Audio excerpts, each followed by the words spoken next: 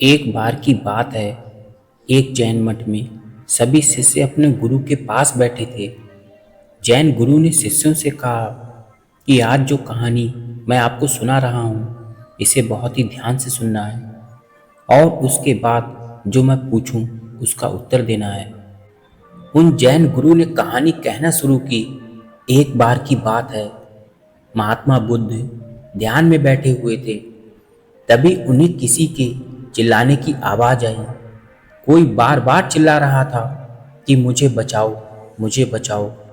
बुद्ध ने उस मनुष्य की आवाज सुन पहचान लिया कि जरूर ये किसी नरक में गए व्यक्ति की आवाज है जो उस नरक की अग्नि में जल रहा है। उन्हें यह भी समझ आ रहा था कि उसे दंड इसलिए दिया जा रहा है क्योंकि जब वह जीवित था तब उसने बहुत से लोगों को मारा है और चोरी कर दूसरों को नुकसान पहुंचाया है, बहुत पाप किए हैं। परंतु महात्मा बुद्ध को उस व्यक्ति पर दया आ गई और वह उसकी मदद करना चाहते थे।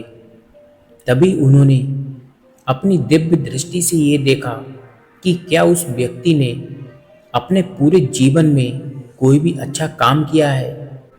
तब उन्हें ज्ञात हुआ कि उस व्यक्ति ने एक बार चलते समय एक मकड़ी पर पैर रखने से बचाया था। तब बुद्ध ने उस मकड़ी से कहा कि वह जाकर उस व्यक्ति की मदद करे।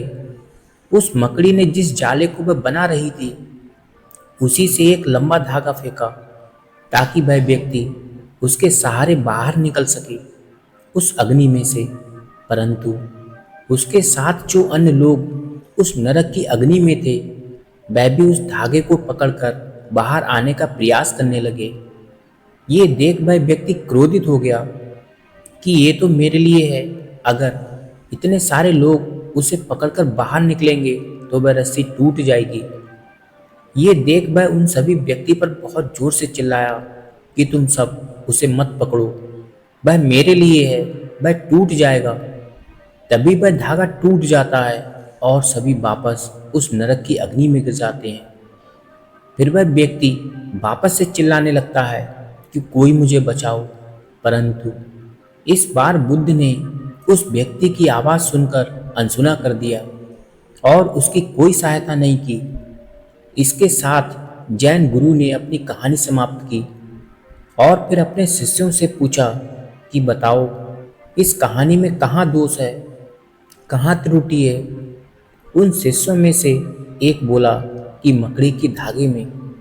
वह इतना मजबूत नहीं होता कि वह सबका भार सह सके। तभी दूसरा शिष्य कहता है कि गुरुजी, स्वर्ग और नर्क जैसी कोई चीज़ नहीं होती है, ये सब कहने की बातें हैं।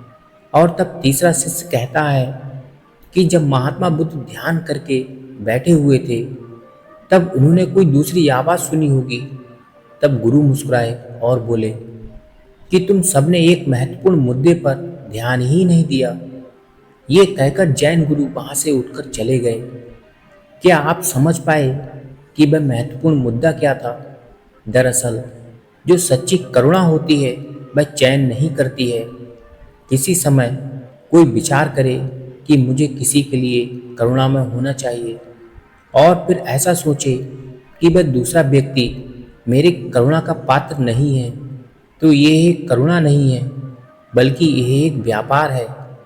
किसी की मदद करने में आप चैन कर सकते हैं लेकिन सच्ची करुणा में नहीं।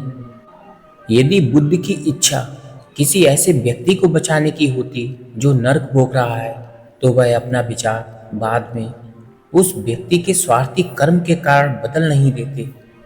पुण्य और पाप, अच्छा या बुरा, ये सब नैतिकता के आधार पर लिखा गया है। करुणा, नैतिकता, कर्मों और विश्वासों से परे की बात है। ये सबसे ऊंचे दर्जे की बात है।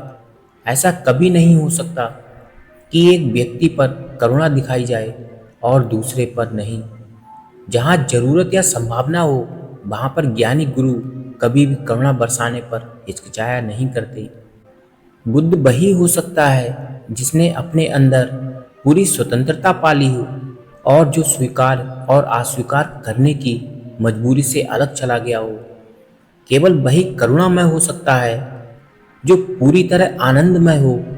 बुद्ध होने का मतलब ये भी है कि जो बुद्धि से परे चला गया हो, पूर्ण आनंद की अवस्था में हो।